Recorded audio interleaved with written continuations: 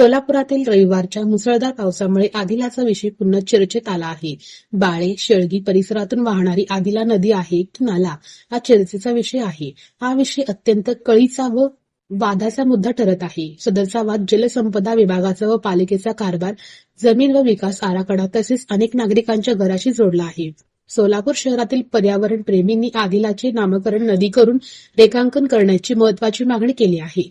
रेखांकनावेळी कुणाचे नुकसान करू नये असेही स्पष्ट केले आहे. जलसंपदा मंत्री राधाकृष्ण विखे पाटील यांनी याविषयी मुंबईत घेतलेल्या बैठकीत हा प्रश्न निकाली लागला नाही. आदिलामुळे 1200 एकरातील 200 गटांना याचा धोका जाणवणार आहे.